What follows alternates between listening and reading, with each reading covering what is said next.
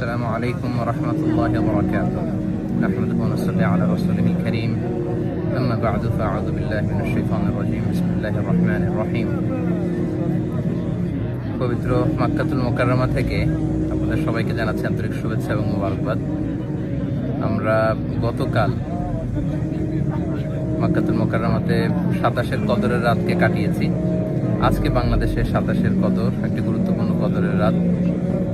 আল্লাহ রাসূল সাল্লাল্লাহু আলাইহি সাল্লাম, আমরা জানি যে লাস্ট 10 ডেজ অফ রমাদানে রাতে ঘুমাতেন না, একান্তভাবে তিনি ইবাদত করতেন।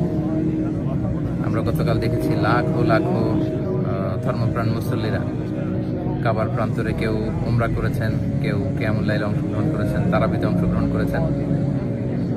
আলহামদুলিল্লাহ, আজকে বাংলাদেশে 27-এর কদরের রাতকে আমরা উদযাপন করছি। আল্লাহ রাসূল সাল্লাল্লাহু আলাইহি সাল্লাম আমাদের আয়েশা রাদিয়াল্লাহু তাআলা আনহাকে এই রাতে একটি বিশেষ দোয়া পড়তে বলেছেন।